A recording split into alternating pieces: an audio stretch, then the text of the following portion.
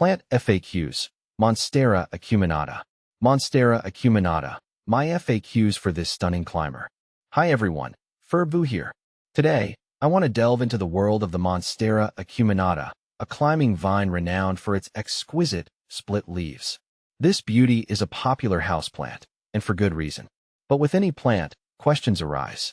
So, I've compiled a list of the most frequent inquiries I get about the Monstera acuminata, hoping to address your concerns and equip you for Monstera mastery. See more 67 species in genus Monstera at monsteraholic.com. How much light does a Monstera acuminata need? Think dappled sunlight filtering through a rainforest canopy. That's the ideal light situation for your Monstera acuminata. Bright, indirect light is key. Direct sun can scorch the leaves, while insufficient light leads to stunted growth. My Monstera acuminata isn't getting enough light.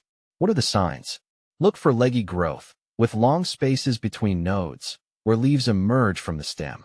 The leaves themselves might be smaller and lose their vibrant green color. Can Monstera acuminata tolerate low light? It can survive, but growth will be slow. If possible, relocate your plant to a brighter spot or supplement with grow lights during winter.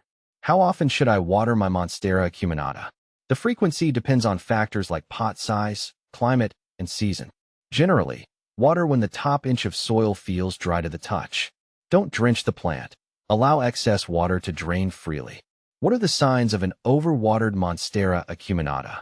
Drooping leaves, yellowing foliage, and mushy stems are all signs of excess moisture. In severe cases, root rot can develop. My Monstera acuminata's leaves are curling. Is it underwatered? Yes, crispy, curling leaves often indicate thirst. Water thoroughly when the top layer of soil dries out. Does Monstera acuminata need fertilizer? A balanced fertilizer diluted to half strength during the growing season, spring and summer, can be beneficial. However, over-fertilizing can damage the roots.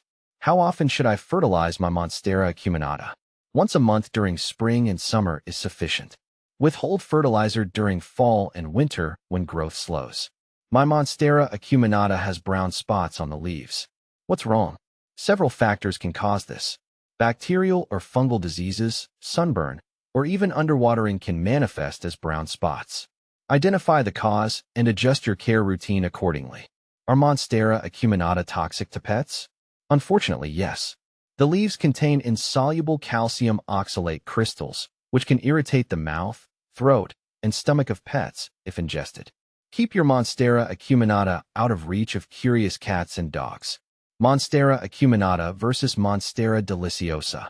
Monstera acuminata is often confused with its close relative, the Monstera deliciosa, also known as the Swiss cheese plant. Here's a quick breakdown of the key differences. Leaves. Monstera acuminata has narrower, more elongated leaves with a pointed tip. Monstera deliciosa boasts larger, wider leaves with deeper splits. Growth habit. Monstera acuminata is a more compact climber. Monstera deliciosa can grow quite large and sprawling. Both plants share similar care requirements, making them excellent choices for indoor gardeners. Monstera acuminata versus Adansonii. Here are some notable distinctions to observe.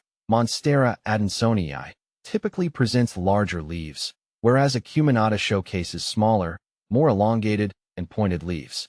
Fully grown Adansonii leaves can extend up to 14 inches in length, whereas acuminata leaves generally reach a maximum length of around 10 inches. Monstera acuminata versus Esqueleto. I've had the pleasure of caring for both, and each brings its own charm to my indoor jungle.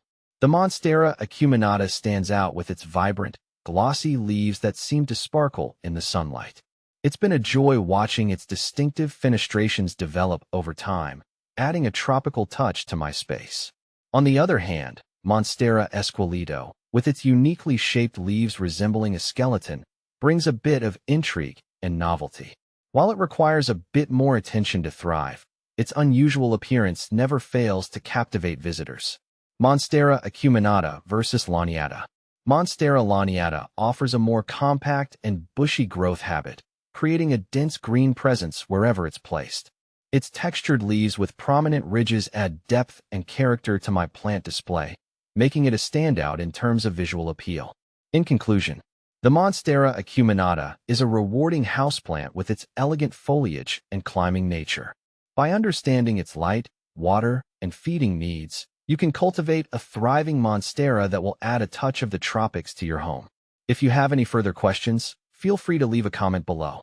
Happy planting!